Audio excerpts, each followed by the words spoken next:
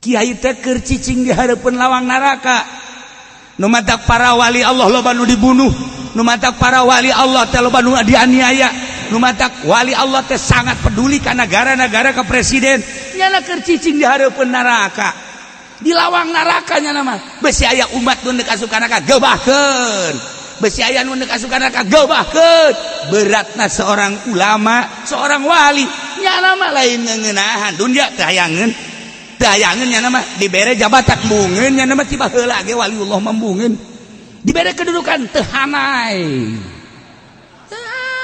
lah tapi cicing di hareupeun lawang neraka kiai maksudna besi aya jelema deuk ka neraka digeubah kedudukan wali teh kos kitu tah ieu asana moal kebal deui cek Tuan Syekh Abdul Qadir geus ngagebahan umat ieu nu ngabunuh supaya ulah nu babok supaya ulah anu nipu supaya ulah nu ngabohong supaya ulah nu ngeridit eta teh nyana seakan-akan dinangtung hareupeun lawang neraka. Masyaallah karim eta wali pahit panas cenah lantaran di hareupeun neraka tapi tahan besi umat ka neraka dijagaan ku ari ngajagaanana kabeh teh kiai entu aduh entu maksudnya kabeh ngajagan entu malam aya nu kiaina nu ka ditu molos bisi pajar kabehan bangga bae kan kiai bangga entu coba ceda kiai anu henteu bae moal dicaritakeun henteu saurang we kula rahasia tah nah tiba Tuan Syekh Abdul Qadir keur takerup tengah tiba-tiba Allah mere suara disebut hatib iku suara ora rupa abang konon ge iku namina hatib jenenganna hatib ana suara ora rupa ya kentut itu mah ge mengkonon sirama nah aya suara eueuh rupa di pikiran di benak hati cek Tuan Syekh Abdul Qadir saha si anu bakal ngageubah-geubahkeun jelema supaya ulah ka neraka zaman Kangjeng Rasul mah kangjeng zaman sahabat mah sahabat zaman tabiin mah tabiin kabelah dieu ya Allah ya Rabb cek Tuan Syekh tiba-tiba aya suara sat wahai Abdul Qadir maneh moal kebal deui bakal balik alam asli akhirat geus dipersiapkeun ku Gusti Allah nu bakal nangtung di hareupeun lawang neraka ngaranna adalah Abdus Salam Al-Masyis Maroko nu kuari rek dizarah teh beus ditanya-tanya kieu nik nanaonan cenah ka Maroko sia mah kitu bae ka aing tah suara datang nu bakal cicing di hareupeun lawang neraka ngagebahan umat Abdus Salam Al-Masyis Maroko. Masya Allah encan aya tah Abdus Salam na encan lahir ka alam dunia encan lahir nah dan saya geus di bejaan ngomonglah ka muridna di antara murid nu di bejaan Imam Badawi Imam Dasuki eta kan murid-murid Tuan Syekh Abdul Qadir urang lamun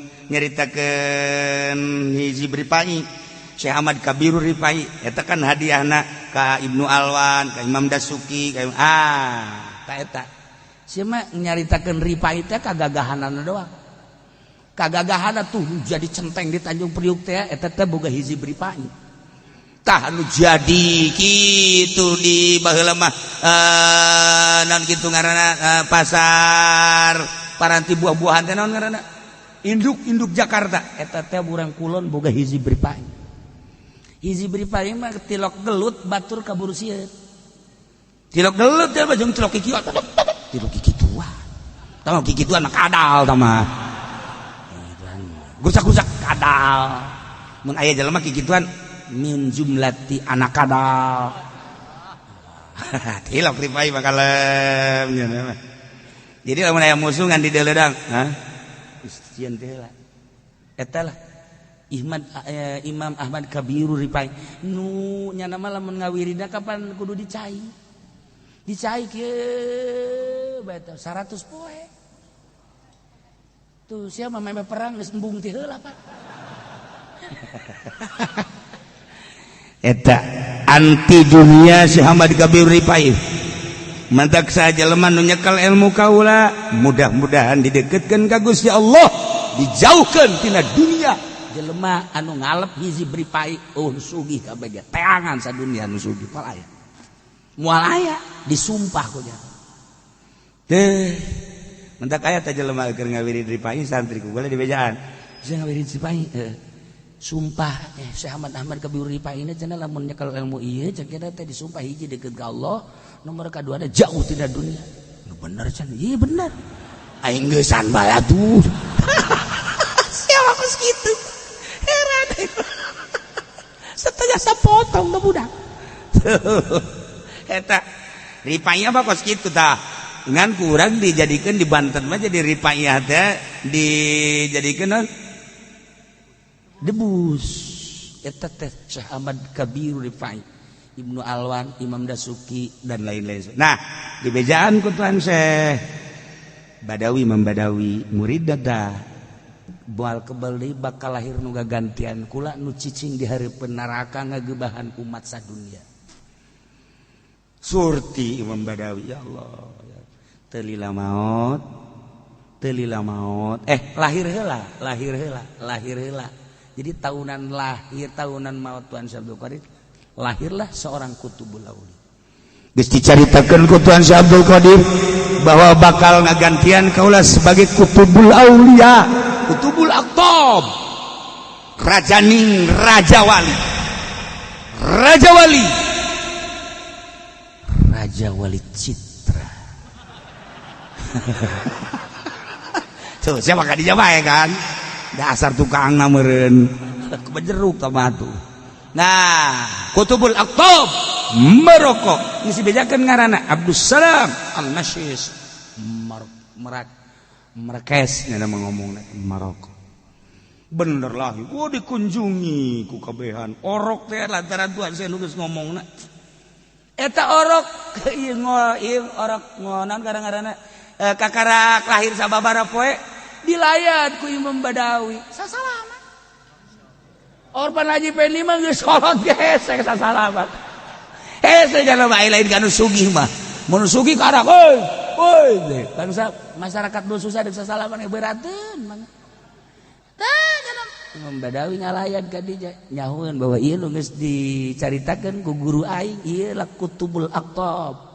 Beunta orok karak saminggu macan bisa bentak. Sasalaman deh, Masya Allah karim. Iya lu nek dizarahan deh si ayang nyao, lu nek dizarahan. Eta, tah nekadinya tanyana nu cicing di hareupeun lawang neraka ngagebahan jelema. Sekarang ulah tah. Tugas waliullah teh ya sadunya seakan-akan cicing di hareupeun neraka. Atunyana panas. Atunya waktu pasti loba nu nyiekeun ku jelema-jelema teh ngan dibere kategeran we ku Gusti Allah lamun dibuktikeun ku bahasa seperti eta. Emang ngeunaheun kitu jadi wali mah seperti kos kitu capek sebenarnya manahanan manusia. Capek doana ge lain jang sorangan pan waliullah mah ya Allah ya Rabb. Teu meunang ngadoa jang sorangan. Apan ai urang mah ya Allah ya Rabb salametkeun abdi ka jeun nu sajeun mah cilaka ge tolol. Untungkeun dagang abdi tatangga abdi merugikeun habek. Jadi seakan-akan panjelema ngatur Allah sama apa? Allah teh diatur punyana. Loh. Ye. Untungkeun batur rugikeun loh. Sari cak Allah teh kudu ngatur aing atuh. Wali lain kitu wali mah. Nyana geus teu boga irodah, teh teu boga karep. Kumaha karep Gusti dijadikeun kutub orok keneh panjana naon geus dijadikeun Kutubul Aqtab. Tah, kos gitulah para wali-wali Allah Subhanahu wa taala. Jeung neuk ka mana deui? Neuk ka Turki saha Turki? Eta konya. Ulah make L dulu konyal. Wah, orang Garut mah bagi konyal mah. Bandung konya. Imam Jalaluddin Rumi terkenal di urang ajaran Imam Jalaluddin Rumi nusok ditayang-tayangkeun di Jakarta, di Senayan, di Ancol, di Taman Mini, di berbagai sanggar-sanggar sebabnya nama waliullah, tetapi budayawan sekaligus musikus seniman. Waliullah Jalaluddin Rumi. Wah, ajaran-ajaran luar biasa diurang di Indonesia. Penganut Jalaluddin Rumi loba kuburanana di Turki. Nah, iya bakal kadinya cerita ke Jalaluddin Rumi. Atuh tabang geus teu kawadahan Imam Jalaluddin Rumi mah. Imam Jalaluddin Rumi mah anu manehanana nyeungsirikeun ka jelema anu cinta dunia. Asal aya jelema cinta dunianya nama cerik, ya nama. Ditanya keur can ngarti ku muridna, "Mama, kunaon sih make cerik?" "Moal ngarti sia mah." Tanya deui, "Mama, kunaon cerik?" "Moal ngarti," muncak bahasa urang. Kulantaran loba nanya, "Si eta cinta dunia pajar nu nyana. Deuleu tuh sugih si anu paeh dunia na kunyana pajar nu nyana. Ieu nu aing, itu nu aing barang paeh di bawah tante. Aing cerik jeung cerikan eta." Wali teh kos itu wali mah. Urang mah kudaon ngadoa ya goni agnini.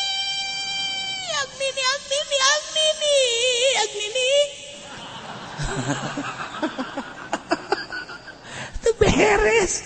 Itu jalan ridho jeung cerikeun jelema anu cinta dunia.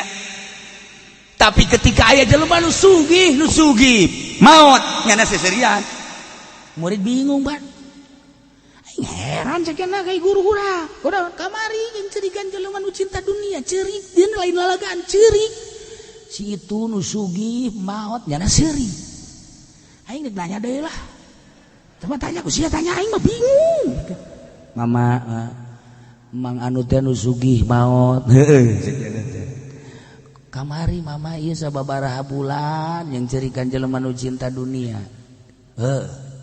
Aya eta nu sugih maot kok seserian. Hehe, sia mah jelema nu cicing di hareupeun lawang naraka teh tilu. Hiji kiai, dua pedang, nomor katilu dunia.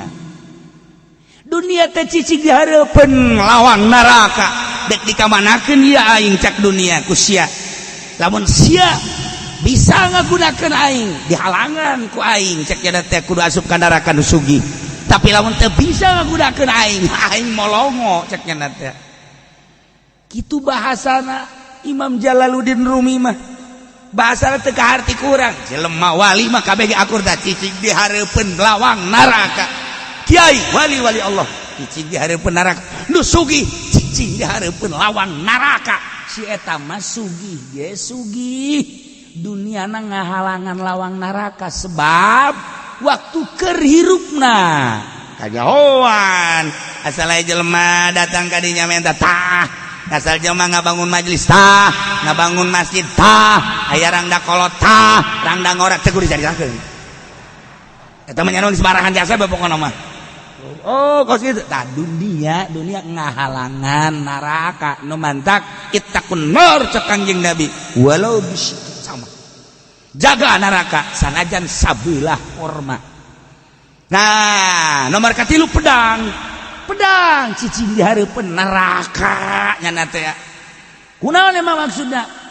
Gunakeun aing jang li'ilai kalimatillah. Eta mah simbol doang pedang. Jadi nu di hareupeun neraka teh ya, para wali-wali Allah teh ya, neuleuh tilu hiji kiai wali. Ndek jadi naon beta mah wali nama, ndek jadi kiai, ndek jadi pedagang, ndek jadi pejabat, raja, penting pangkat wali. Cicing di hareupeun lawang neraka ngagebahan jelema. Nomor kedua dunia cicing di hareupeun lawang neraka. Nyana anu ngasup-ngasupkeun ngahalang-ngahalangan ka neraka. Nu duniana dipake kahadean. Nah, lamun dunia dipake abrut-abrutan, ieu dunia ngaloloskeun ka neraka. Nomor katilu pedang teh ya, ieu teh ya tugasna li'ilai kalimatillah, perang berarti. Tuh, jangan asup-asupkeun ka surga, ngahalangan tina lawang neraka adalah perang. Li'ilai kalimatillah. Nah, ieu endeu ka Turki hayang babarengan jeung ahli-ahli Allah nu jelas ka Baghdad geus ka Uzbekistan ka Imam Bukhari geus titip ti ditu secara batin Imam Bukhari gupay abdi engke di akhirat geus dititipkeun ka Tuan Syekh geus dititipkeun mantap ka jubrog urang mulu non haolan ka dieu eta teh dititipkeun dia Tuan Syekh nu milu haol ka dieu oge nu henteu ge pangnyatetkeun di bukuna cek Tuan Syekh teh kumaha cenah lamun anu henteu nyumak kajeun nu teu nyumak kumaha nu daharna 4 kali oh masalah kumaha teh geus kitu kumaha nu merkat bae aya kan jelema ge eueuh masalah catet bae sanajan boncit aya tanu catet boncit bakal aya dititipkeun nah ieu ge endeu kadu tadi teh Abdul Salam Al-Masyis masyaallah boga murid saha eta Imam Mursi guru Ibnu Athaillah bah lain letik-letik jelema nu boga hikam bahasa da geus bahasa ma'rifat bahasa hakikat tilok make bahasa urang make bahasa hakikat bae dadek zarah teh ka dinya ka Imam Ibnu Athaillah nama geus tinggal tah urang nu sok kuari osok maca dalail kan Maroko Imam Jazuli di Maroko kuburan nanda kuari da ima naon kana dalail ti Kiai Anu silsilahna maka ditu ka Maroko kabeh Dalailul Khairat Imam Jazuli di ditu jeung sederetan wali-wali Allah poe Salasa insyaallah nu tadina kula ngan sakadar sakeluarga atau keluarga Istiqlaliyah adi-adi jeung teteh kakak aju kuari kabehan ye kabehan nambah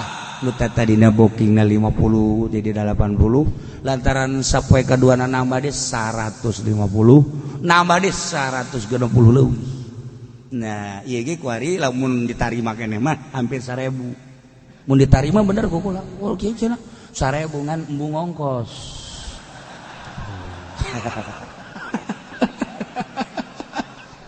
atuh teh kabehan jarang ieu kapal jangan teu ngongkos teu narima kapalna kudu ngongkos bae nah ieu jadi libur minggu hareup kemudian minggu berikutnya lamun ngadenge bahwa malam minggu geus landing wah bahasa batur teh landing maksudna turun nah datang landas nah ieu berarti ngaji lamun kebeneran encat eta mah jam sabaraha bae datangna jam 10 jam 11 jam 12 jam 1 isukna ngaji bae ta minggu cenah kiai tundu atuh kudu mikiran aing kudu mikiran aing sia bae heuleunan aing aing mikiran aing sia henteu tah tapi lamun kebeneran berang oh berarti itu mah urusan anak kan waktu pesawat iyalah walladzina kafaru ba'duhum awliya'u ba'd jadi kafir jeung kafir teh waktu Amerika ka Indonesia teh hayang boga hubungan lain leutik-leutik hubungan bilateral antar Indonesia jeung Amerika politik ekonomi budaya diurang geus luar biasa budaya Amerik nyana di dia gede namakan boga tangan-tangan nyana kafir Kristen Yahudi di Indonesia mentak ulah cek Gus Dur teh mah siapa bilang di Indonesia enggak ada Yahudi banyak waktunya ada kunjungan ke Israel teh kadi saling serikeun kenapa sih Gus Dur ke negara Yahudi cicing bae nyana kulantaran didesak kenapa Gus emang kenapa itu kan negara Yahudi emang di Indonesia enggak ada Yahudi dikaritukeun emang di Indonesia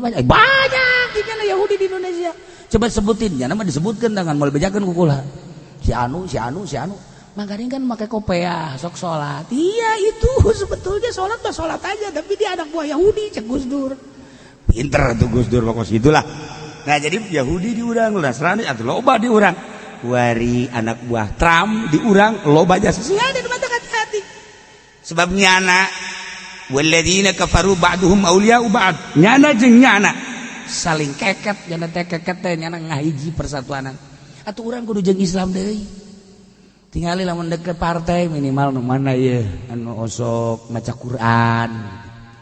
Wow, mana ya partai anu waduh hebat pan. Henteu cenah bejaan we kitu. Hayang aing bejaan sia. Henteu ieu cenah bejaan we embung aing can dibere duit masalah aku partai kan. Iya tuh emang cara anu mercan aya. Lamun aya ditarima tante atuh kumaha gede jeung leutikna bae lah kan. Teu hayang aing mah. Dibere-bere nu sekarang itu. Iya walladzina kafaru ba'duhum awliya'u ba'd. Jadi berarti cek Imam Razi muslim jeung kafir aya jurang pemisah sebab Al-Qur'an ngajelaskeun Quran ay mukmin ulaika ba'duhum awliya'u ba'd kafir ge ba'duhum awliya'u ba'd. Ketika Kangjeng Nabi dakwah terus nyana ngahiji sampai diusir pengusiran Kangjeng Nabi oleh Nasrani dan Yahudi. Hijrah ke Madinah. Iyalah ayat ngejelaskeun tentang para mukminin jeung para kafirin. Kulantaran para kafir terlindung melindungi tolong menolongi satu sama lain antara kafir jeung kafir. Atuhnya nate dina ngawaris sarua. Di satu lamun kafir paeh anakna kafir ngawaris sesama kafir. Kulantaran atuh berbeda jeung mukmin maka ketika mukmin bapana kafir paeh bapana teu ngawaris pada irsa bainakum wa bainahum teu aya silih waris teu aya ngawaris antara anjeun para mukminin wa bainahum jeung para kafirin. Loba jelema kuari anu asup Islam di budak anakna Islam bapana henteu paeh bapana teu ngawaris la yarisul muslim al kafiru wa la yarisul kafiru al muslima itu kene bapana muslim anakna kafir teu ngawaris sebab naon ieu ayatna walladzina kafaru ba'dhum awliya'u ba'd tuh ngantuk berbeda mentak aya satu keajaiban di Indonesia dengan kekuatan Bhinneka Tunggal Ika Pancasila berbeda-beda agama tapi ngahiji satu keajaiban dunia istimewa di urang istimewa lain lalagaan di urang mah bisa babarengan lempang ngadirikeun negara sieu kafir sieu muslim bisa ngahiji sieu budak asal ulah macem-macem cara kamari Ahok macem-macem di urang geus sarua bae. Partai mah organisasi hanya sebuah baju. Muhammadiyah bajuna baju anti kunut, tapi kan sarua kitabna Al-Qur'an. Gitu kan? Tuh, NU bajuna baju NU di jerona ngan make usoli doang bedana seutik. Tapi Quran kan sarua. Nah, HTI teh deuk ngadirikeun khalifah. Lantaran tanpa aya khalifah pabrencai. Sarua nya na ge kitabna Al-Qur'anul Karim eta mangan sakadar baju doang ketika Quran dihina baju dibuka hei pan sia Muhammadiyah mah baju doang paling geus bikin paling geus dibalangkeun ka Senayan sia hati mah mangan baju doang tetep ruh aing ruh Al-Qur'anul Karim tuh baju doang sama Muhammadiyah baju doang piceun bajuna rohna Al-Qur'an ge NU baju doang sama rohna Al-Quranul Karim sadajan teu didukung ke ketua NU orang NU bualaya menyatu di lapangan demi ngadirikeun ngaluhurkeun wahyu Allah Al-Quranul Karim. Tidak tahu itu NU, HTI, Khuruj NU dan lain sebagainya. Ieu bae nu sugih nu susah ni ele demo ni Masya Allah. Ai gadis atuh gadis mah lain demo ieu gadis teh teman jualan diri. Nih saya masih gadis nih Ki Fudoli nih. Mau enggak sama saya? Nih nomor SMS-nya. Atuh Ki Fudoli teh ya ngora keneh panjana mah. Atuh di balik demo horeng sambil menyelam. Wanto. Ieu mah hiji lillahi kalimatillah. Nah. Runtuh. Ahok sadar atau tidak sadar harus meninggalkan kursi walaupun beli lagi beda kursi yang di Solo dengan kursi yang beli baru. Pamajikan anak deh, minta cerai. Di mana sih alamatnya? Kita coba aing panengankeun. Kan? Nah, ulah coba-coba di Indonesia. Di Indonesia teh kos nama cara ruek, kos nama cara ricing, be. Tapi aya kos kituan tadi Indonesia mah beda jeung di negara sejen. Beda. Matak bisa dihijikeun di urang mah model di urang. Hei, sia Muhammadiyah pan kabari mah anti sholawat kok sia marhaba. Ulah loba ngomong. Atuh kunaon atuh di lapangan ya Nabi salat. Pan lamun eukeur murudan mah bidah atas sia Muhammadiyah mah bidah. Tapi kamari mah kan di lapangan ya Nabi salam. Padahal kau berkatan. Urang aya kana aneh tiba heula di urang tiba heula. Lain lalagan urang menceritakeun sejarah di zaman Belanda, mulku kula diceritakeun seperti eta. Terus mata kuari kiaina nu dihanteman ku nu edan. Kuari mah musuh kiai teh nu edan.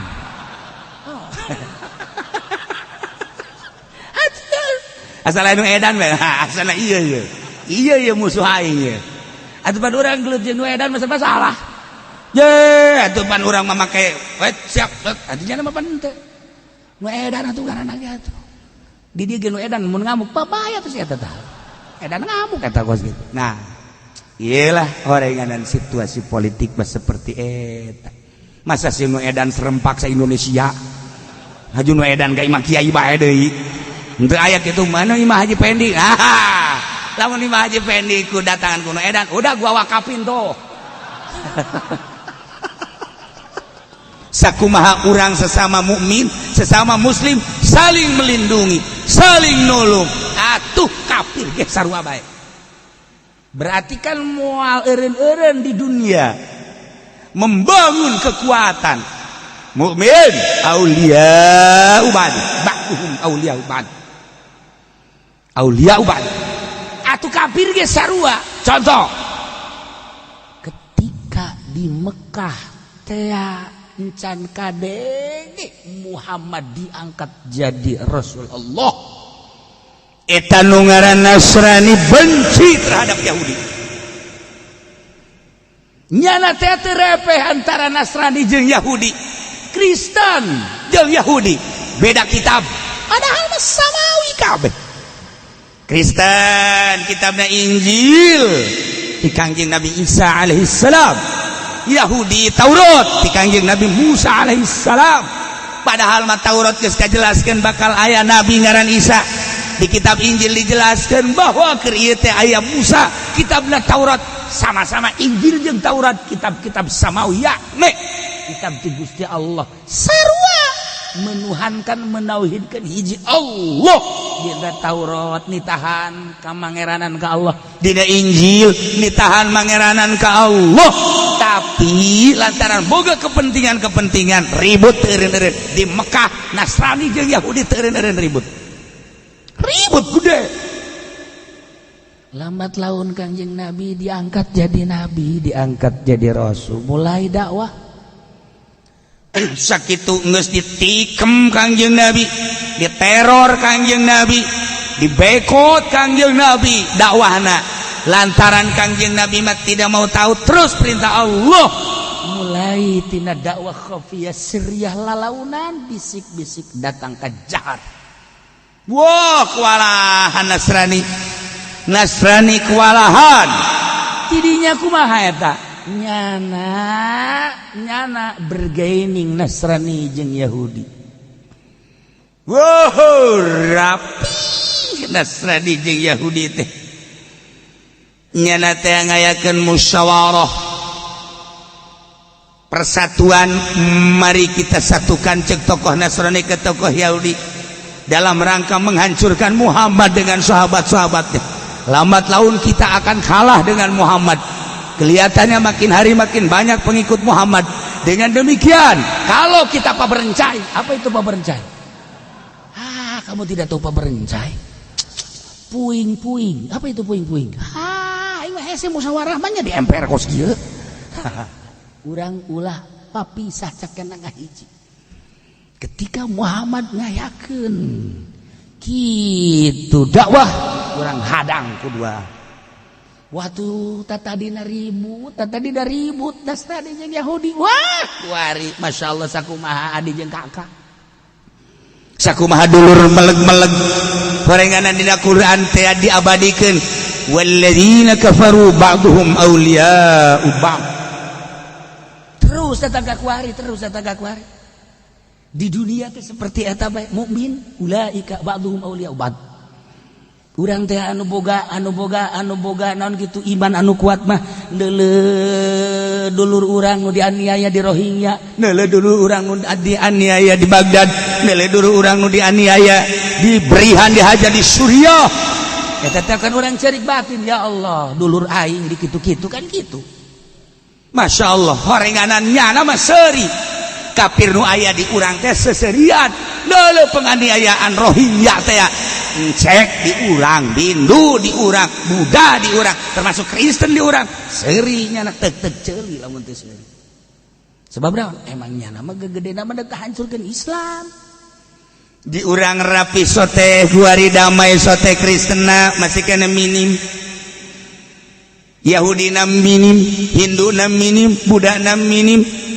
Kadang deui ketika Nasrani geus kuat ujianana diparehan orang mukmin. Mantap kudu sarariap geus kuari mah.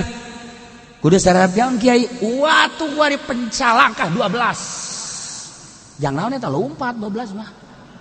Kudu siap deui. Sebab naon? Nasrani henteu ilu damai di urang teh. Termasuk pemerintahanna wallahu alam. Kasus nu edan masjid dirusak, reaksi negara kiai dirusak, reaksi nangan kitu-kitu baik. Tetapi gereja anu henteu sakumaha turun tangan kabeh. Berarti kan ieu mah urang menilai oh negara aing jadi kos kieu, awas ya ku aing. Deuk naon cenah kieu, pokona aing mah bisa awas-awas doang, awas ya. Tadi kuadir urang nya leutik nya susah urang mah teh. Ngan sakadar nempok paling kieu doang kan urang mah. Kos nu moal paeh bae eta pamarentah jeung nagara jeung polisi. Engke sia ku aing disenserikeun di akhirat. Tapi kan urang lamun ngomong kitu kujana dihitutan. Kuari sejeuna teh lain engke. Aing mah teu bisa kuari engke. Engke aing mah. Awas ya kuari, ayo sia jenderal saha, ayo sia engke kuari, aing bakal ceramah di akhirat. So amat, dia tuh emang aing kadang-kadang so dihareupeun ku sia mah.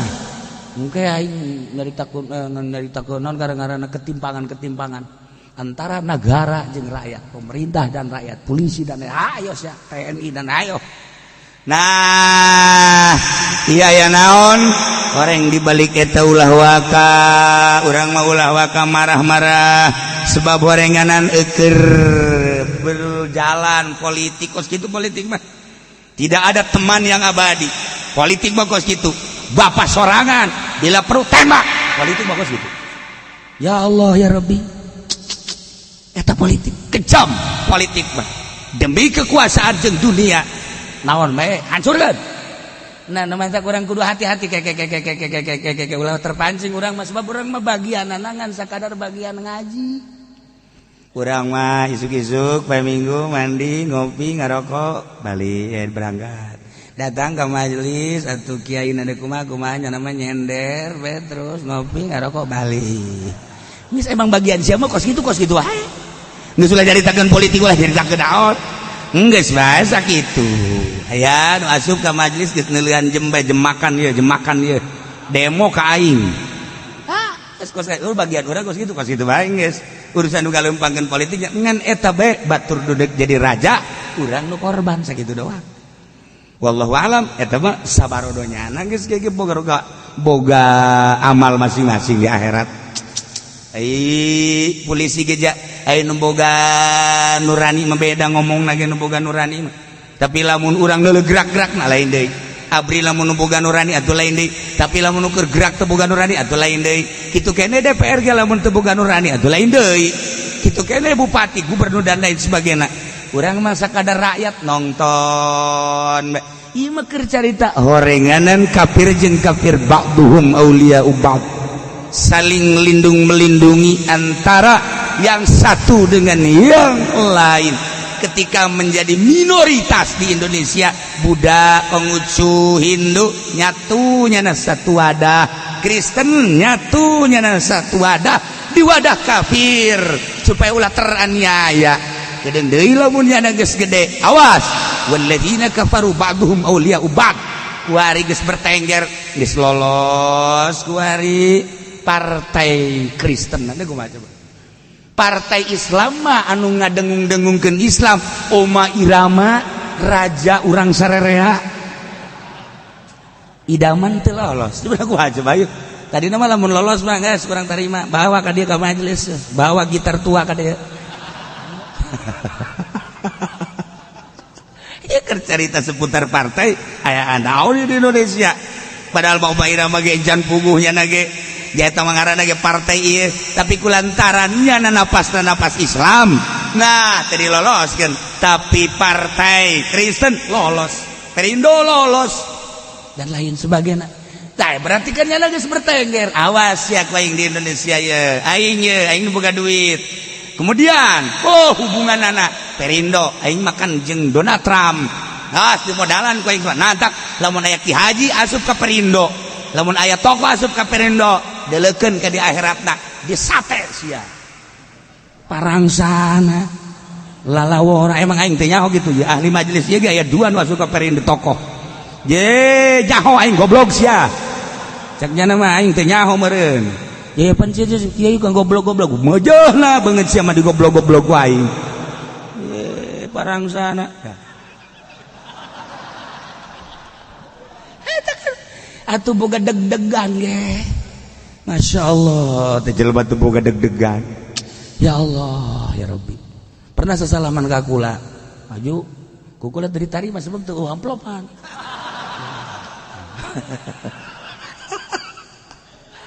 Aduh. Teh hayang aing. As. Pancen kiai kejem amat kiai mah kiai. Nyana teh keur cicing di hareupeun lawang naraka. Kiai teh keur cicing di hareupeun lawang naraka. Nu matak para wali Allah loba nu dibunuh, nu matak para wali Allah teh loba nu dianiaya, nu matak wali Allah teh sangat peduli ka negara-negara ka presiden. Nyana keur cicing di hareupeun naraka. Di lawang naraka nyana mah besi aya umat nu neuk asup ka neraka gebahkeun. Besi aya nu neuk asup ka neraka gebahkeun. Beratna seorang ulama, seorang wali nyana mah lain ngeuneunahan dunya teu hayangeun nyana mah dibere jabatan bungeun nyana mah tiba heula ge waliullah mambungeun dibere kedudukan teu hanai lah. Tapi cicing di hareupeun lawang neraka kiai maksudna besi aya jelema deuk ka neraka digebah kuari keur ngagebahan bae. Eta kiai nu mantak teman-teman ge nyaritakeun ngagebahan jelema anu ngridit beusi asup ka neraka. Kiaina keur aya di hareupeun lawang neraka. Ieu mah ulah lamun endek suku bae ka nerakakeun. Eta kiai teh lamun digambarkeun cek Imam Abu Hasan Asyadzili. Nah, nu kula deuk bakal zarah ye. Bakal zarah. Insyaallah Salasa ba'da asar. Jadi minggu hareup libur. Alhamdulillah. Ente sih sebenarnya anu keresep ngaji mah waduh cenah kiai komo resep dagang mah. Aduh. Pedagang ngomong, libur jaho, atuh urang teu dagangnya. Nya mah lain nyaritakeun ngaji. Nyaritakeun teu dagang boloon. Ieu pancen kiai emang ngadengan nyaho aing. Kos kitu ieu teh kudu dipagahan. Eta. Nah, minggu isuk libur. Insyaallah rencana lamun teu aya rile waktu malam minggu. Jadi minggu hareupna ngaji. Lamun datang tah direncanakeun jam 10 penting malam minggu. Lamun cenah teu datang, atuh sia mah ka dieu bae.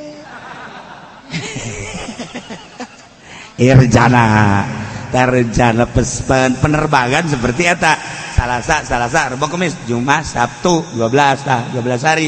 malam minggu dah naon gitu ngaranna datang malam minggu jam 10 peting eta rencana penerbangan lamun teu rile waktu geus minggu isuk mah libur minggu deui ngaji dongeng-dongeng maroko ngaji nang gua oh pokokna mah engke dongeng aya naon tadi maroko geulis apa jorenang ke di bejar sia makan nu kitu bae sia mah emang kieu aya naon ka maroko henteu aya naon singan kieu doang ketika Tuan Syekh Abdul Qadir Al-Jailani keur khalwah tadarrur taqarrub ka Gusti Allah lantaran usia geus rada sepuh mikirannya na saha nu bakal cicing di hareupeun lawang naraka ngagebahan umat eta nu dipikiran ku wali mah kedudukan wali teh kos kitu tah ieu asana moal kebal deui cek Tuan Syekh Abdul Qadir geus ngagebahan umat ieu nu ngabunuh supaya ulah nu babok supaya ulah nu nipu supaya ulah nu ngabohong supaya ulah nu ngeridit eta teh nyana seakan-akan dinangtung hareupeun lawang neraka masyaallah karim eta wali pahit panas cenah lantaran di hareupeun neraka tapi tahan besi umat ka neraka dijagaan ku hari ngajagaanana kabeh teh kiai ento aduh ento maksudnya kabeh ngajagaan ento malam aya nu kiaina nu ka ditu molos besi pajar kabehan bangga bae kan kiai bangga ento coba ceda kiai anu henteu bae moal dicaritakeun henteu saurang we kula rahasia tah mah nah tiba Tuan Syekh Abdul Qadir keur takerup tengah tiba-tiba Allah mere suara disebut hatib iku suara ora rupa abang konon ge iku namina hatib jenenganna hatib ana suara ora rupa iya kentut itu mah ge mangkonon sirama nah aya suara rupa di pikiran di benak hati cek Tuan Syekh Abdul Qadir saha si anu bakal ngagebah-gebahkeun jelema supaya ulah ka neraka zaman Kangjeng Rasul mah kangjeng zaman sahabat mah sahabat zaman tabiin mah tabiin kabelah dieu ya Allah ya Rabb ya Allah ya Rabb cek Tuan Syekh tiba-tiba aya suara sat wahai Abdul Qadir maneh moal kebal deui bakal balik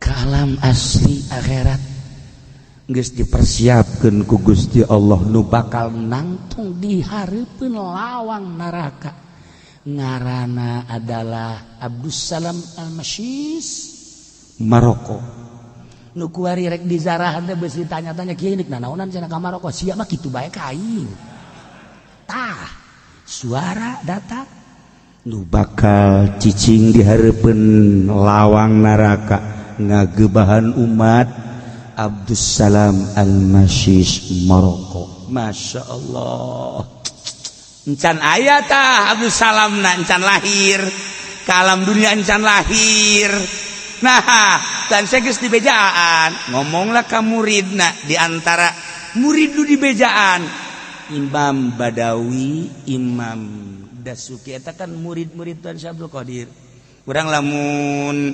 nyaritakeun hiji Ripai Syekh Ahmad Kabirur Ripai eta kan hadiahna ka Ibnu Alwan ka Imam Dasuki ka ta eta sia mah nyaritakeun Ripai teh kagagahanana doang kagagahanna tuh jadi centeng di Tanjung Priuk teh eta teh boga hiji Ripai tah anu jadi kitu di baheula mah naon kitu ngaranna pasar paranti buah-buahan teh naon ngaranna induk Jakarta eta teh urang kulon boga hiji Ripai mah tilok gelut batur kaburu sieun tilok gelut teh jeung tilok kikieuan tilok kikituan tah kikituan mah kadal tah mah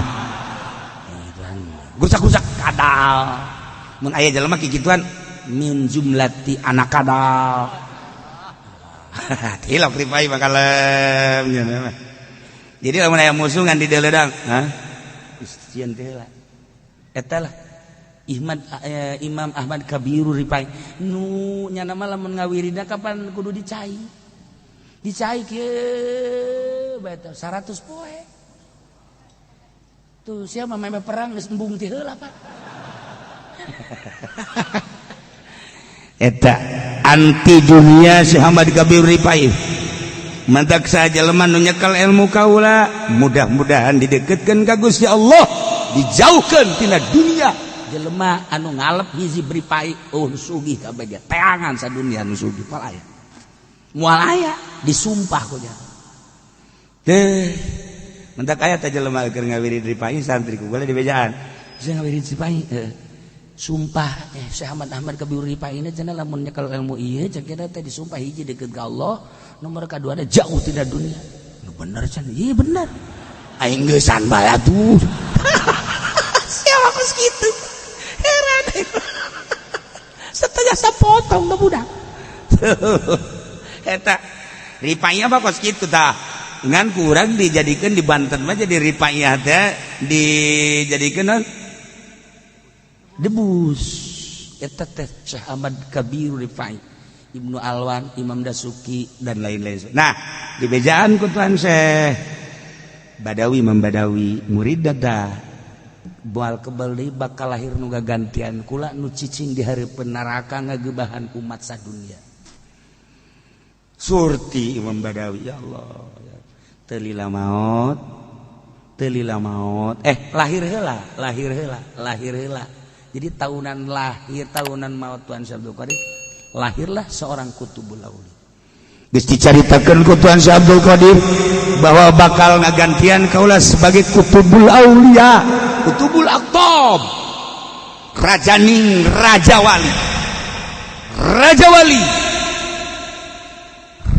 wali citra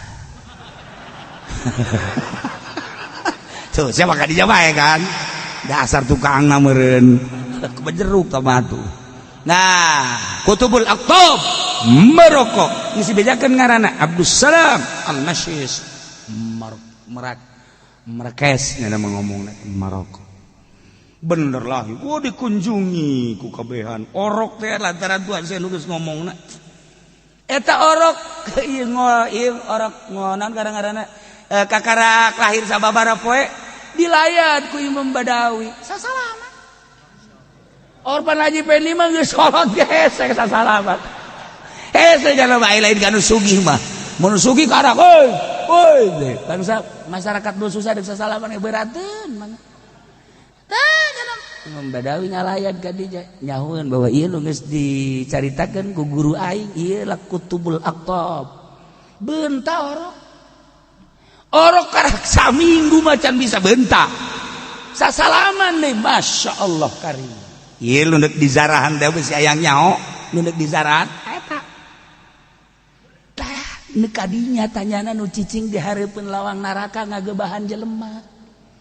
sekedar ulah tah tugas waliullah teh ya sadunya seakan-akan cicing di hareupeun neraka atunyana panas atunya waktu pasti loba nu nyiekeun ku jelema-jelema teh ngeun dibere kategeran we ku Gusti Allah lamun dibuktikeun ku bahasa seperti eta emang ngeunaheun kitu jadi wali mah seperti kos kitu capek sebenarnya manahanan manusia capek doana ge lain jang sorangan pan waliullah mah ya Allah ya Rabb teu meunang ngadoa jang sorangan apan ai urang mah ya Allah ya Rabb salametkeun abdi ka jeun nu sajeun mah cilaka ge tolol untungkeun dagang abdi tatangga abdi merugikeun habek jadi seakan-akan bukan jelema ngatur Allah sama apa Allah teh diatur kunyana loh ye untungkeun batur rugikeun loh sali cak Allah teh kudu ngatur aing atuh wali lain kitu wali mah nyana geus teu boga irodah teh teu boga karep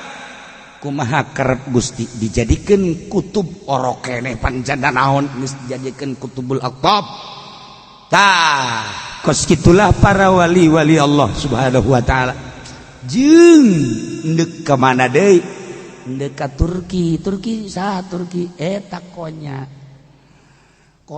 ulah make L dulu konyal mah orang Garut mah bagi konyal mah Bandung konya Imam Jalaluddin Rumi terkenal di urang ajaran Imam Jalaluddin Rumi nusok ditayang-tayangkeun di Jakarta, di Senayan, di Ancol, di Taman Mini, di berbagai sanggar-sanggar. Sebabnya nama waliullah, tetapi budayawan sekaligus musikus, seniman.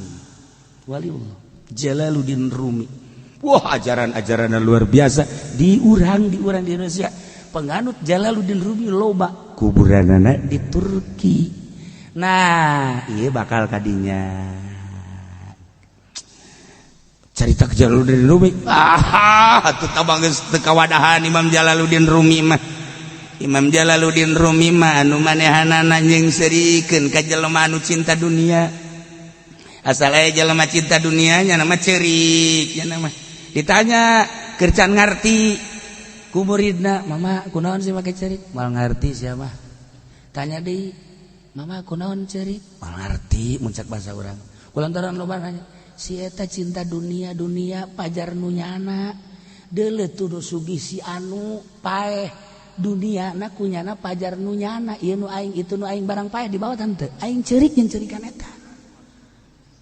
Wali teh kos itu wali mah urang mah kudaon ngadoa ya goni agnini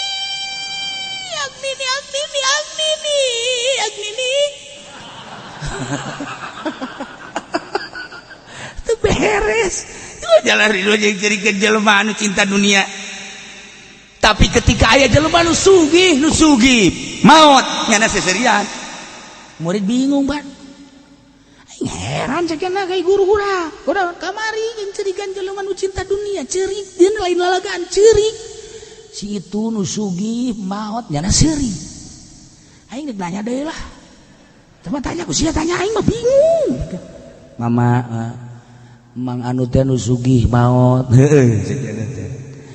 Kamari mama ieu sababaraha bulan yang cerikan jelema nu cinta dunia. Aya teh nu sugih maot kok seserian. Siapa jelema nu cicing di hareupeun lawang neraka teh 3. Hiji kiai, 2 pedang, nomor katilu dunia. Dunia teh cicing di hareupeun lawang neraka dek dikamanakeun ieu aing cak dunia ku sia. Lamun sia bisa ngagunakeun aing dihalangan ku aing cak nya teh kudu asup ka neraka nu sugih. Tapi lamun teu bisa ngagunakeun aing molongo cek nya teh. Kitu bahasana Imam Jalaluddin Rumi mah. Bahasana teu kaharti ku urang. Jelema wali mah kabeh diakurna cicing di hareupeun lawang neraka. Kiai wali-wali Allah cicing di hareupeun neraka. Nu sugih cicing di hareupeun lawang neraka. Si eta mah sugih ge sugih.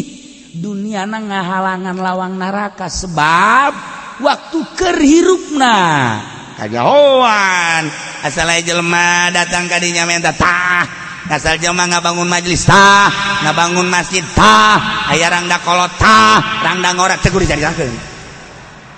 Eta mah nyanon sembarangan jasa pokona mah. Oh, kos kitu. Tah dunia ngahalangan neraka nu mantak ittaqun nar cek Kangjeng Nabi walau bisyikik sama. Jaga neraka sanajan sabelah korma. Nah, nomor katilu pedang cicing di hareupeun neraka nyana teh. Kunaon emang maksudna? Gunakeun aing jangli ilai kalimatillah. Eta mah simbol doang pedang. Jadi nu di hareupeun neraka teh ya, para wali-wali Allah teh ya, neuleuh 3 hiji kiai wali. Ndek jadi naon beta mah wali nama, ndek jadi kiai, ndek jadi pedagang, ndek jadi pejabat, raja, penting pangkat wali. Cicing di hareupeun lawang neraka ngageubahan jelema. Nomor kedua dunia cicing di hareupeun lawang neraka. Nyana anu ngasup-ngasupkeun ngahalang-ngahalangan ka neraka. Nu duniana dipake kahadean. Nah, lamun dunia dipake abrut-abrutan, ieu dunia ngaloloskeun ka neraka. Nomor katilu pedang teh ya, ieu teh ya tugasna li'ilai kalimatil perang berarti.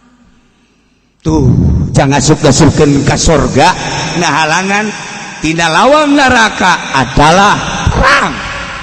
liilai kalimatillah.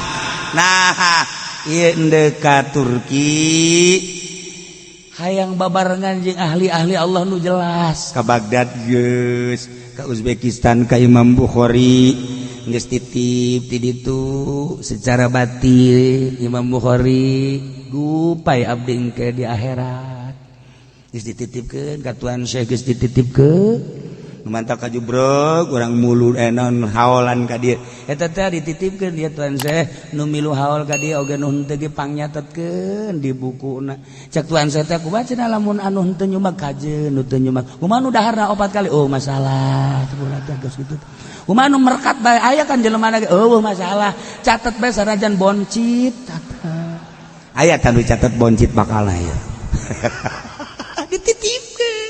Nah iya ndek kadu tadi teh Abu Salam Al-Masyis masyaallah boga murid saha eta Imam Mursi guru Ibnu Athaillah bah lain letik-letik jelema nu boga hikam bahasa dage geus bahasa ma'rifat bahasa hakikat tilok make bahasa urang make bahasa hakikat bae dadek zarah teh kadinya ka Imam Ibnu Athaillah nama geus tinggal tah urang sok kuari sok maca dalail kan Maroko Imam Jazuli di Maroko kuburan nanda kuari da ima naon kana dalail ti Kiai Anu silsilana mah ka ditu ka Maroko kabeh Dalailul Khairat Imam Jazuli di ditu jeung sederetan wali-wali Allah poe Salasa insyaallah nu tadina kula ngan sakadar keluarga atau keluarga Istiqlaliyah adik-adik jeung teteh kakak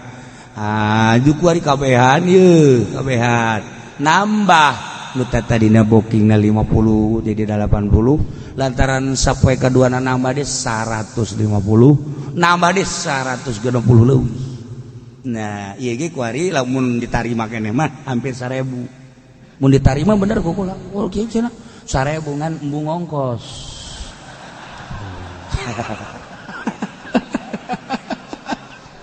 atuh teh kabehan jarek ieu kapal jangan teu ngongkos teu narima kapalna kudu ngongkos bae nah ieu jadi libur minggu hareup kemudian minggu berikutnya lamun ngadenge bahwa malam minggu geus landing wah bahasa batur teh landing maksudna turun nah datang landas nah ieu berarti ngaji lamun ka beneran encat eta mah jam sabaraha bae datangna jam 10 jam 11 jam 12 jam 1 isukna ngaji bae ta minggu cenah kiai tundu atuh kudu mikiran aing kudu mikiran aing sia bae heuleunan aing ka aing mikiran aing sia henteu tah tapi lamun ka beneran berang oh berarti atuh itu mah urusan anak kan waktu pesawat iyalah walladzina kafaru ba'duhum mauliya'u ba'd jadi kafir jeung kafir teh waktu Amerika ka Indonesia teh hayang boga hubungan lain leutik-leutik hubungan bilateral antar Indonesia jeung Amerika politik ekonomi budaya diurang geus luar biasa budaya Amerika nyana di dieu gede namakan boga tangan-tangan nyana kafir Kristen Yahudi di Indonesia mantap ulah cek Gus Dur teh mah siapa bilang di Indonesia enggak ada Yahudi banyak waktunya ada kunjungan ke Israel teh kan disalang-serikeun kenapa sih Gus Dur ke negara Yahudi cicing bae nyana lantaran didesak kenapa Gus emang kenapa itu kan negara Yahudi emang di Indonesia nggak ada Yahudi dikaritukan emang di Indonesia banyak di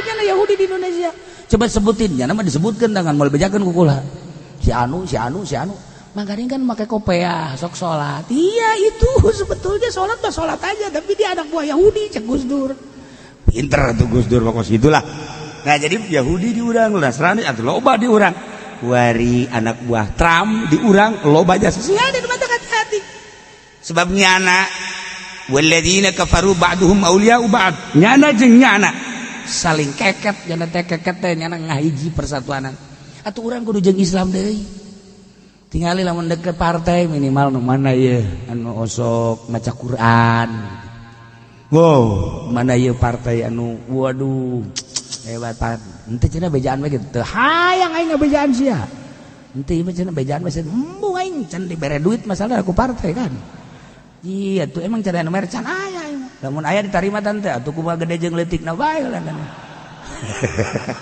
teu hayang aing mah dibere-bere nu sekarang itu tah iya walladzina kafaru ba'duhum awliya'u ba'd jadi berarti cek Imam Razi muslim jeung kafir aya jurang pemisah sebab Al-Qur'an ngajelaskeun Quran ay mukmin ulaika ba'duhum awliya'u ba'd kafir ge ba'duhum awliya'u ba'd ketika Kangjeng Nabi dakwah terus nyana ngahiji sampai diusir pengusiran Kangjeng Nabi oleh Nasrani dan Yahudi hijrah ke Madinah iyalah ayat ngajelaskeun tentang para mukminin jeung para kafirin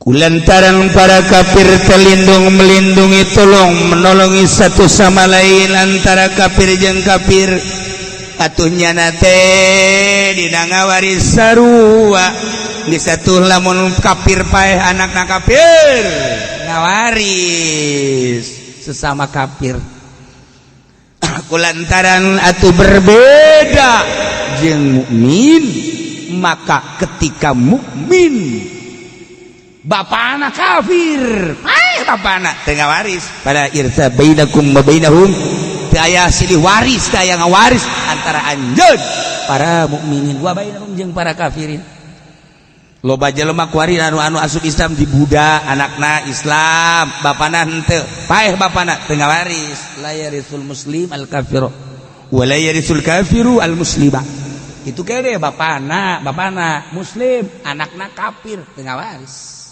sebab naon ieu ayatna walladzina kafaru ba'duhum awliya'u ba'd tuh mentak berbeda mentak aya satu keajaiban di Indonesia dengan kekuatan Bhinneka Tunggal Ika Pancasila berbeda-beda agama tapi ngahiji satu keajaiban dunia istimewa di urang istimewa lain lalagaan di urang mah bisa babarengan lempang ngadirikeun negara sieu kafir sieu muslim bisa ngahiji sieu budak asal ulah macem-macem cara kamari Ahok macem-macem di urang geus sarua bae partai mah organisasi hanya sebuah baju Muhammadiyah bajuna baju anti kunut tapi kan sarua kitabna Al-Qur'an gitu kan tuh NU bajuna baju NU di jerona ngan make usoli doang bedana seeutik tapi Quran kan sarua nah HTI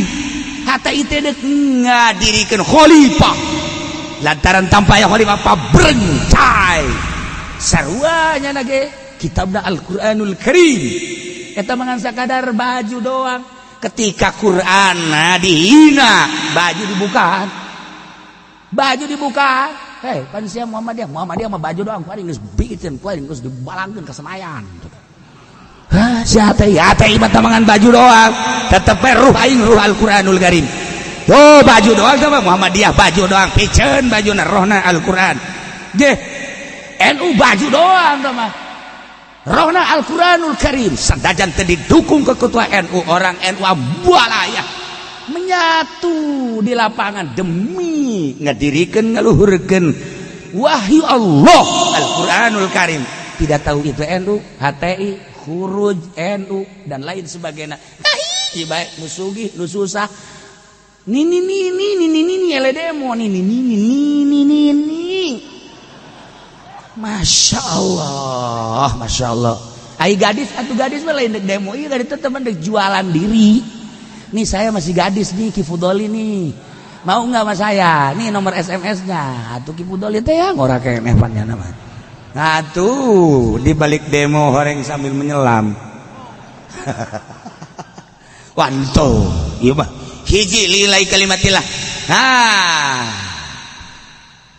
runtuh Ahok sadar atau tidak sadar harus meninggalkan kursi walaupun beli lagi beda kursi yang disono dengan kursi yang beli baru. Pamajikan anak deh minta cerai. Di mana sih alamatnya teh coba aing pangenankeun. Kan? Nah, ulah coba-coba di Indonesia. Di Indonesia teh kos nama cara ruek, kos nama cara ricing, tapi aya kos kituan tadi Indonesia mah beda jeung di negara sejen. Beda. Batak bisa dihijikan di urang mah model di urang. Hei, sia Muhammadiyah pan kabari mah anti sholawat kok sia marhaba. Ulah ngomong. Atuh kunaon atuh di lapangan ya Nabi salah. Pan lamun eukeur murudan mah bidah atas sia Muhammadiyah mah bidah.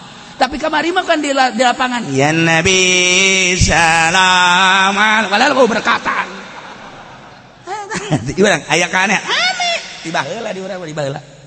Lain lalagan orang menceritakan sejarah di zaman Belanda mulkukula diceritakan seperti eta. Terus mata kuari ya kiaina nu dihanteman ku nu edan. Kuari mah musuh kiai teh nu edan.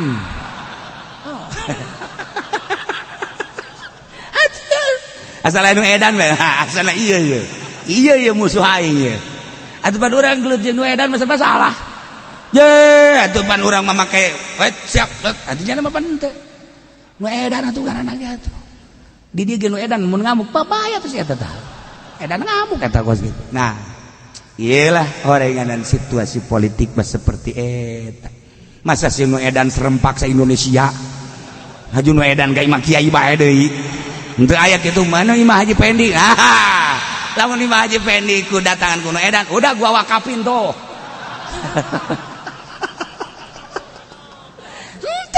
Masya Allah. Berarti kan lain saedan-edana ya situasi politik seperti kos kieu aya dalangna meureunnanan aya nu ngabiayaan meureunnanan dan lain-lain sebagainya nyangakeun sadaya-daya belah dieuna secara praktisna atuh ka anu eukeur ngajabat belah dituna mah atuh ka Gusti Allah inget ka Syekh Jalaluddin Rumi nu rek dizarahan cek jana nu puang hese-hese nama sebenarnya pang blon-blona nu pang blon-blona cek Imam Jalaluddin Rumi di mana-mana jelema susah ngalawan anu kuat jelema lemah ngalawan nu kuat blon begitu aya nu gelut nu lemah jeung nu kuat Imam Jalaluddin teu neuleukeun cak muridna teh eta nu lemah ngalawan nu kuat anu dicaritakeun ku mama teh lain eta begitu aya deui nu tarung jelema lemah leutik jeung nu gede Imam Jalaluddin cuek bae iku bahasa omongan mama kok jadi kos kieu cenah nu lemah ngalawan nu kuat blon cik Imam Jalaluddin ai makhluk jeung makhluk mah teh aya geusananan tah nu lemah teh urang sebagai makhluk ngalawan pangeran anu kuat eta karak blon tah kakarak nyana ge kan tan nu diomongan teh termasuk ngalawan hampura kula deuk balik we teh asana ka aing mah ieu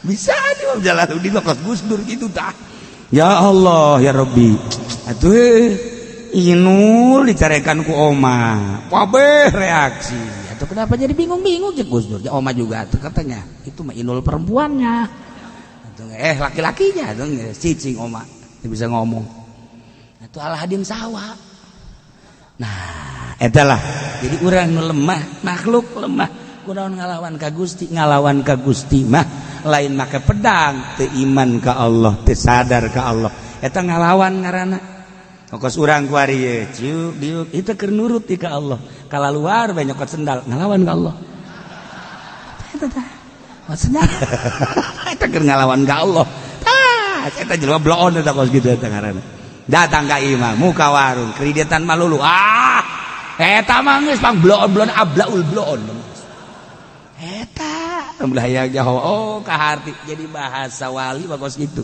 mun diceritakeun bahasa wali Allah Imam Jalaluddin Batu aya kitabna Nasnawi jadi kitabna ge kuandel tuh lamun Ibnu Athaillah atuh eta naon kata naon ngaranna loba pisan tah Ibnu Athaillah mah carita-caritaan hakikatna nu guruna terus anu tadi ka imam gitu Abdul naon gitu ngaranna Al-Masyis nu endek bakal dizarjung loba-loba deui wali-wali Allah anu engke dongeng nama minggu isuk teh minggu deui geus ngan sakali dongeng doang ke bakal lamun teu ngaji cidaka geus. Ikir cerita nu sugih horeganan sugih dunia ngahalangan lawang neraka, gagah pedang ngahalangan lawang neraka, ilmu kawalian ngahalangan kana lawang neraka. Jelema etalah anu bertugas nyeuh-nyeuhkeun jelema tina lawang neraka. Anu tadina deuk ka neraka supaya ulah jadi ngan tiluan. Hiji nu gagah pedang simbolna, dua ahli Allah nu pinter wali simbolna, nomor katilu dunia. Ku dunia jelema anu ceurik repeh, ku dunia jelema anu sedih repeh, ku dunia jelema anu teu daek dicandung dah repeh. Urang geus teu daek dicandung we. Atuh boro-boro nyandung, atuh endek nyandung mah ke geus sugih. Mun sugih eueuh masalah. Ha, teh nyaho aing sugih. Tah mobil tah. Tah mobil, tah imah, tah jangsiat, tah imah, tah mobil. Wah yang menyandung. Hah, masih kada gitu kene bae. Ente cere gol tuntutan adil tenang, soal adil mah teh aya di kakak. Kakak nu ngatur teh kos kitu mah. Moal pati-pati ngawudu kakak ge. Lamun teu boga kalapa, atuh tenang bae sih. Cirikeun we ku neng deuleu keadilan kakak. Gagah ngomong mah. Aduh. Nah, sugi. Ulah mah inget ka sugi teh inget ka dongeng nu keur didongengkeun. Jelema ibadah bae ka Gusti Allah suami istri ngarora keneh. Kulantaran ibadahna pohara tahajud teu pernah dilewati tah mah duaan tah mah. Duha maca Quran, so naon kitu ngar tahajud, puasa, hebat jasa. Setahun, 2 tahun, 3 tahun, 4 tahun, 5 tahun. Cek Gusti Allah Jibril bejakeun kedua manusia suami istri nyana umurna bakalna dibere 60 tahun kan udah bejakeun soal umur mah ngan kieu bae itu mah nyana bakal dibere kasugihan setengah umur bejakeun milih endek ngora sugih teh kolot susah atawa keur ngora susah kolot sugih. Umurnya kira-kira 60 tahun, tak 30 tahun ngora sugih. Engke 30 tahun dicokot kasugihanana susah. Masa tuana. Apakah endek kolot 30 tahun kolot sugih kuari susah 30 tahun. Bedakeun ka jana milih endek ngora endek kolot.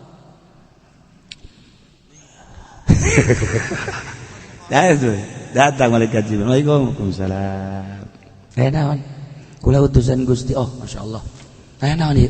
Anjeun geus boga peris, aya pangalem di Gusti Allah, ku hebat-hebatna ibadah lantaran anjeun soleh pamajikan solihah, maka Allah ngabejaan maneh bakal umurna 60. Nah ieu 30 tahun bagi 2. Ku Allah deuk dibere kasugihan. Jadi artinya masa muda setengah sugih ke kakolotnakeun susah atawa kolot sugih ngora susah. Kuari kan maneh teh umur teh ieu teh 25 tahun. Jadi lamun 25 tahun tinggal bagi 2 deui ka ditu. Kayak 60 teh ka 20 25 ka 60 sabaraha tahun? 35. Tah bagi 2. Bagi 2 tah deuk sugih kuari keur susah keur ngora. Engke kolot susah atawa kuari susah ka kolotakeun sugih. Heuh. Ji, tah perlu musyawarah sakeun. Jeung pamajikan. Neng, kedatangan utusan Gusti. Maksudnya Gusti dek mere sugih tapi setengah umur urang ti ayeuna. Tita milih mendingan kuari keur ngora sugih urang. Ke susah, ke kakolotakeun susah. Susahna lain lagi susah jasa. Atawa kuari susah urang. Engke ka dituduhkeun sugih. Masa tua urang sugih. Cak kakak cak mamaningan kakolotnakeun sugih. Kuari makan orang tanaga ayak sanajan teu dahar orang kuat. Suku mah ge urang mah teu kuat ngora. Tapi kan masa tua mah hese aju beres sugih urang kan pake sedekah bagus ku urang masa tua urang dahar minum sedekah nyi masjid bangun kitu bae ne. Cek kula mah mending keur ngora Kak. Atuh musyawarah bawa jiga jeung salaki ge. Neng mah maning keur ngora ka urang mungpung keur ngora ai kakolotnakeun mah pandahar ge teu hayang Kak minum teu hayang teu sabeda kolot dibere susu utah deui Kak sugih naon hartina geus kolot maka ayo coba beres ge siki asem teh di dinya bisa ye atuh gadahar salak Banten mati Banten datang ka dieu ge ileg we eta geus kolot jak salak hidup pinter geus ya makanya manehkeun ngorong dahar minum sodako geus bae pokona sodako keun hurung keur ngora ka ditu mah sanajan teu boga geja urang teh emang geus loba ka nyeri mata geus dicabut meureunana ceulik kitu keneh darang dahar kitu keneh lah sampai tinggal nungguan paeh tah maningan mana Kak sia bener aing bener sebenarnya maksud embung elehnya na ge sarua eleh jah oge jah iya keputusan aku maha gak tuh cara kek orang tahajud lah ke istikharah nggih bandingan mana geus teu kudu istikharah ka dieu mah utusan Allah tinggal urang milih deuk nu mana kumaha urang ieu mah langsung utusan Allah engke bakal datang deui ngabejaan tah deuk nu mana urang geus kudu boga keputusan coba keka atuh cenah urang isukan ke tenang heula mendingan keur ngora sugih kolot susah tah nyana merena kitu amatnya cenah nya atuh mun sugih bae terus tuh awewe mah bae kos kituan tah awewe mah aya buntutna bae geus dibere kos kitu ga hayang sugih bae kabeh ye heuh nya euy mah geus carita tah ieu ti Allah geus kitu bening mana tah cek kakana geus kakak mah geus nurutan neng bae keur ngora sugih kakolotakeun susah masalah wari susah kakolotakeun sugih masalah wes geus eta bae kalah urang keur ngora sugih abeh geus ngaranna ge ngora kitu tapi urang mah pan sodako mun aya nu perang biayaan kurang perang masih majlis aing mah eta mah gitu geus atuh eta keputusanna boleh nya teu kebal menang saminggu datang deui malaikat Jibril waalaikumsalam saya keputusan aya kumaha ngora bae sugih kalot kok geus kolot mah kajeun susah ge alasanana ai keur ngora mah pan ngaranna ge ngora ieu ngeunah itu ngeunah kemudian ngaranna pantes ngora sugih pantes kemudian dipake ngebangun sodako aya sahabat nu hayang sodako-sodakokeun pantes keur ngora mah ai geus kolot bah geus sanajan teu sodako ge geus kolot ieu barang dahar jeung nginum ge geus teu ngareunah bener cek malaikat Jibril deuk masa muda sugih tua susah sarua deuk kolot sugih ngora susah sarua ai model kos maraneh mata suami istri akur mun boga harta sajabat ti dahar nginum pake ibadah ka Gusti jang perang jang masjid jang majlis eta mah ngora kolot ge sarua bae maka keputusan Gusti Allah lamun maneh kos kitu motifna cak Allah maning disugihkeun bae saumur hirup. Oh, lain masalah sia kumaha. Boga maksud da kumaha sia. Ye, buku nu aya ge teh disedekah-sedekahkeun, malah manu batur dicokotan. Ye, lo baju bong dongeng nabrakat leungit. Joreja asapan. Jadi Allah teh ngecek niatna. Atuh kos kitu mah cek Gusti Allah ngora jeung kolot pake ngabangun agama atuh maning dibere sugih madak loba jelema dibere ku Gusti Allah sakasugihan pake sodako nyieun masjid nyieun pondok lain sugihna terus bae aya anu agag-agagan ieu sugih bari susah bongan beulina agag-agagan lah cek Allah keur ieu dibere sugih teu kena naon geus maning disusahkeun abak keur ieu ku aing dibere sugih ya eta anu nginjem mobil ge cek maning mere bensin bae mata daripada sia make mobil aing mah resikona gede encan mun katoel encan mun nabrak encan mun naon uyang teh jelema ngomongna aing mah daripada mobil aing dipake tah nu pelit mah kos kitu da nu pelit mah eta nu pelit mah di Cilongok mah eueuh nu kos kitu eueuh aing belak kulon Gusti Allah nu pelit mah nah cak Gusti Allah keur ieu ge aing geus mere mobil geus sia keur ieu ge aing geus mere dunia ka sia tapi mana masjid urut sia, mana majelis urut sia, mana pondok urut sia, mana yatim piatu anu benar-benar narimakeun ka sia cabut wae sia dunia sia emang nu sia nu aing selesai entek sia ada niat walladzina kafaru ba'dhum awliya'u ba'd illa taf'aluh lamun anjeun teu mari gawe kana sosobatan jeung muslimin megatkeun para kufar bahaya takun fitnatun fil ardi wa fasadun kabir. Numantak tetep bae hubungan urang teh walaupun kukumaha ge komo di negara Indonesia urang ulah neuleuh nanaonna neuleuh bangsa negara sabangsa sanagara dari Sabang sampai Merauke ieu dibeungkeut ku Bhinneka Tunggal Ika lamun urang kuari teu migawe asih-asihan bahaya engkena takun fitnatun fil ardi wa fasadun kabir bakal aya kerusakan anu pohara.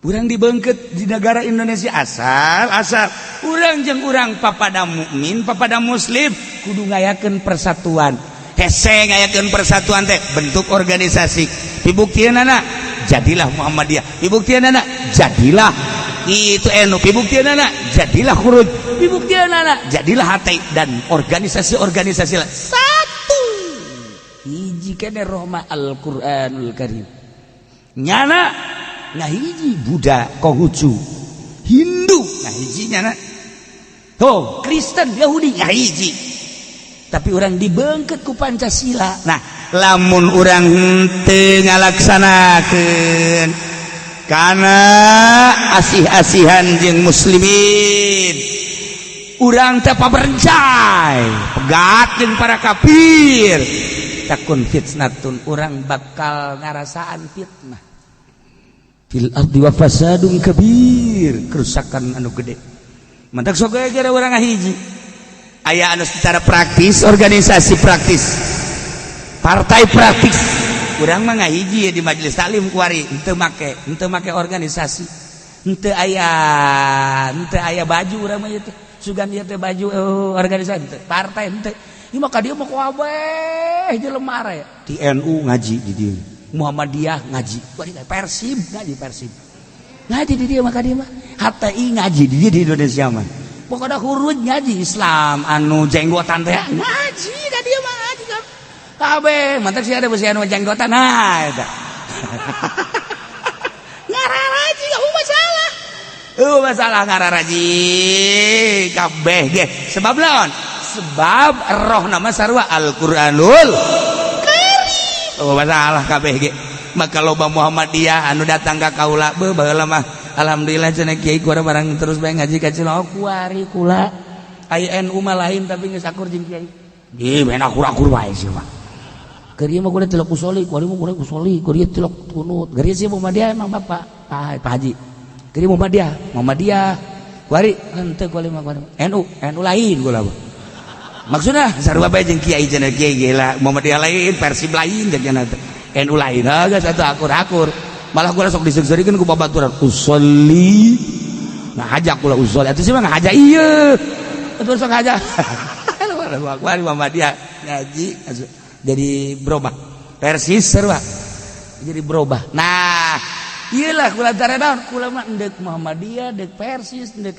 NU dek hayu ieu mah ngaji sarua ieu mah roh urang Al-Qur'anul Karim tah ieu kuari pemerintah loba komo mantan mah geus teu daya upaya loba kuari Balaya mantan lurah mantan camat mantan ngaji ge juara rawuh nya mah aya anu kelas beneran nih mah kelas lain lalagat embung turun-turun aja ngajina ge di mobil bae bebe jaga kula kiai lah atuh ngarada ge kula bajan urut pejabat di luhur kan masalah geus di mobil ku masalah di mobil bae ku datangna ge alhamdulillahirabbil alamin si ade bisi ega ledek belah ditu seserian jana halo bae kuari anu jelema-jelema rada geledean mapan embu ngahiji kan jeung lemah susah kajeun heulanan kajeun masalah penting ngaji masyaallah karim.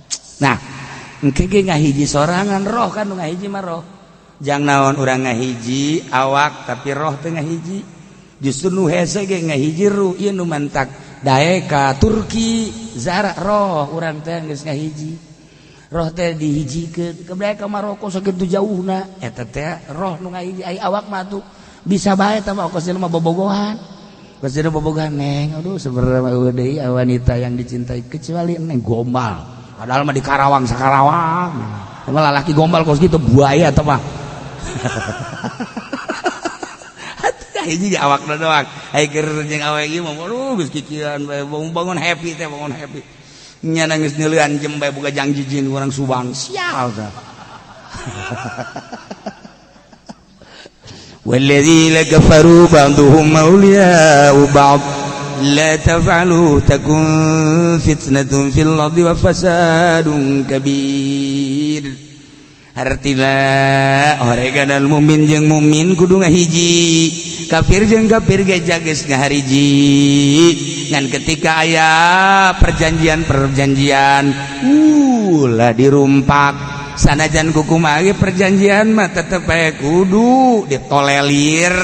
Lamun urang teu migawe, henteu mentolelir kana perjanjian tersebut, engke bakal aya fitnatun fil ardi wa fasadun kabir. Naon lantaran engke kabelah dituna kufar kuat dikuatil kufri, kufur beuki kuat, Kristen kuari beuki loba dengan cara loba perumahan bro. Nyieun gereja sarana pendidikan terus kuat nyana geus diukur ku nyana asal urang geus sekian persen ekonomi geus dikuasai ku urang main politik wari geus mulai lamun geus dikuasai ku kafir negara urang tidak menutup kemungkinan bakal aya fasadun kabir teh naon iya peperangan gajeun kumaha sebab urang merasa mayoritas cuman bodoh nyana minoritas tapi pinter, urang mayoritas tapi susah nyana minoritas tapi kuat sugih ya otomatis urang ngandalkeun kalobaanana doang tetep bae bakal aya fasadun kabir. Mentak kudu aya penyuluhan deui sebenarnya di negara untuk menjelaskan tentang Pancasila. Kuari Pancasila teh kan geus dicabut eueuh penyuluhan. Nah sehingga urang teh kuari geus teu terasa dibeungkeut ku Pancasila. Emang Pancasila bagus kiai jangan beungkeut bangsaan Indonesia bagus jeung urangna mah wallahu alam. Henteu cenah urang make Quran we ai bisa mah dia. Hese dihijikeun make Quran teh dibeungkeut make Pancasila ye. Jabutir-butir mah tidak Quran. Geus bae urang make Quran bae geus urang nyieun khalifah. Ai bisa mah masalah. Satuju jasa aing ge. Ngan meme satuju urang beungkeut damai ulah jadi fasadun kabir. Ulah jadi fasadun kabir. Wah, kuari mah partai jeung partai ribut. Blek baheula mah komo keur tilu keneh. Golkar, P3, PDI. Asa deuk perang bae. Asal kampanye P3 bae, boh urang geus ngomongan bae. Awas ieu teu milu kampanye kana raka sia kan ieu Ka'bah. Bedo sia ku urang ge pan salat nyembah ka Ka'bah kuari ieu Ka'bah sia, doraka sia. Eta kabeh diomongan kan ku urang. Awas ya doraka sia. Urang lamun naik Ki Haji ka Golkar teh urang ngagoblok-goblok. Ki Haji ongko ka Mekah tapi nyana milihna Golkar tolongnya urang teh. Heuh aturan mah ka Ka'bah blon teh Ki Haji nya. Urang ku sabab naon eta? Urangna bodoh partai. Bodoh partai tak kuari makan urang geus palalinter. Cak nu bodoh. Teu ira pinter urang. Ya urang ngarasa pinter ke zaman Gus Dur. Kuari baca barodo deui. Di zaman Gus Dur makan pinterkeun. Urang nyaho organisasi, nyaho partai, nyaho bangsa, nyaho pokoknya di zaman Gus Dur setelah Gus Dur teh aya kuari urang barodo deui. Aya informasi anu positif eueuh.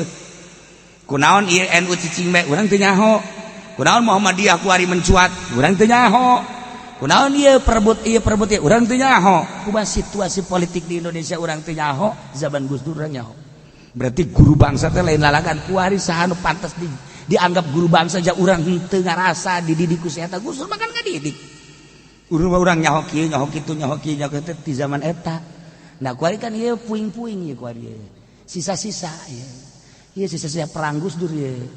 Ya teh puing-puing. Nah atuh Haji Pendi ge kana asup PKB eta. Weh, partai karung butut eta. PKB eta maksudna. Ya Allah ya. Walladzina amanu wa hajaru wallahu a'lam.